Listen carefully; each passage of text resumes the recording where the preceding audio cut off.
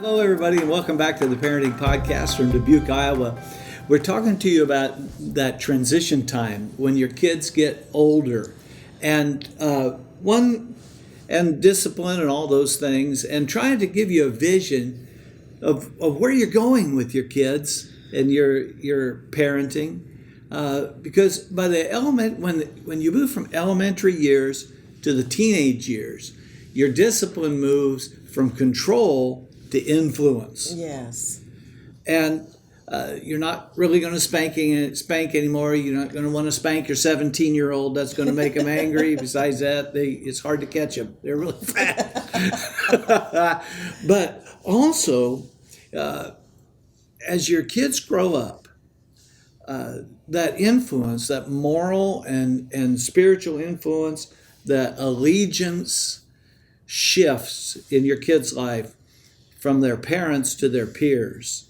And that's a super scary time. Yes, it sure because you is. feel like your kids are starting to slip away, and no longer are they just looking to you for every answer, but they're starting to go to their peers and starting to get other opinions that get into the mix. And it's kind of a scary time for parents when kids start to look beyond what mom and dad say and start to receive influence from other places in their life, almost at an equal, and this is what you're saying, equal level. What their peers say becomes, in some cases, as valuable as what mom and dad say. So this can be kind of a scary time for parents. And so how do we deal with that? Well, the best way to do is, of course, the best way to make parenting teenagers good and fun is to do a good job of parenting when the kids are little. This is true. Get stuff in them, and as the twig is bent, so grows the tree. Yes. One parable says. There's other times. Another thing you need to learn is that you can't control every movement they make. Yeah. And so while as you relate to them when they're with you, and then while they're out away from you, you have to believe the best of them and pray for them and stand in faith for them and surround them with your faith and with your love and those sorts of things. Stand in the devil's face and keep him off of them. Well, can I just say something else here? Just as we're talking about that, I just thought maybe it's important to say your kids will make mistakes. Yeah. As they start to make decisions on their own and things like that, they will make mistakes. They will do things you wouldn't have advised for them to do. Yeah. And so it's really important that you help them through those mistakes, and that you don't just think that they're a lost cause because they, made a mistake or made a bad choice, but that you keep that relationship alive and restore and recover and really help them without being demeaning to them or being like in the shock that they could ever make a mistake, but maybe relate to them in a way that says, you know what, I made some mistakes too, or this is a mistake I made and here's what I learned from it.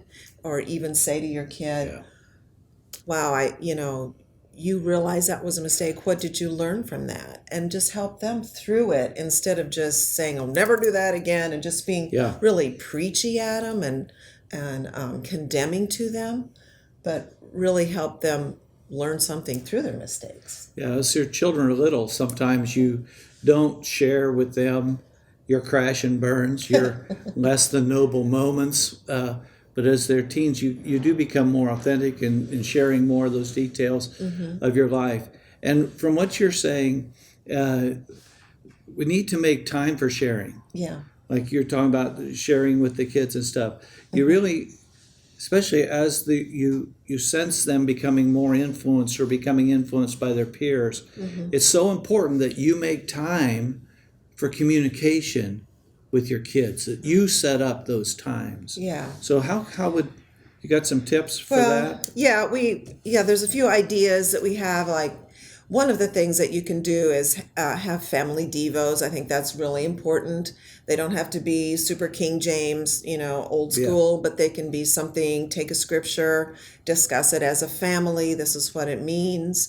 And, how are we going to apply this in our life? Make it really relational Yeah. and really something that your family can really grab onto rather than just preaching something at them. So family devos are great because you can talk about your relationship with God and Yeah. how he helps you, and they can begin to share how God's been talking to them as well. But then also it's great and very important to have time with each child. If you have multiple children in your home, I grew up in a family of 6 kids and kind of felt like, one of a dozen eggs. You can't tell one from the other. So for me, I can see the value of just really having that one-on-one time with each child so that they know that they're individually valuable and precious to you, and that you want to know them and you're interested in their life individually. That's super important.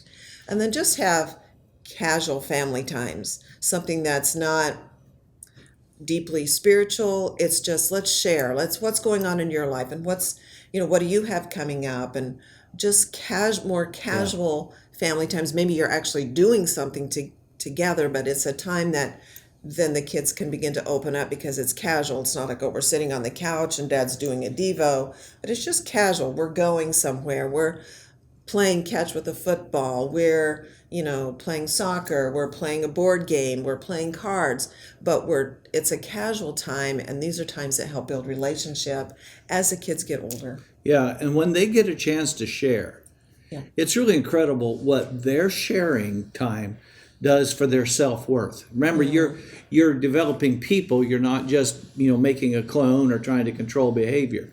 Yeah. And so as they get a chance to share, I know one of our sons and their family we picked this up from them, that around their dinner table, said, what was the best part of your day? And they get a chance to share. And when those kids get a chance to share, it's incredible what that does for them as far as building their own sense of self-worth. And that alone will guard and shield them, protect them from being bullied and stuff like that later on. I mean, they'll equip them to go out and win. So Yeah. So Enough for today, but have a blessed Have a week. blessed and week. hopefully you can apply some of these things in your life. we love you.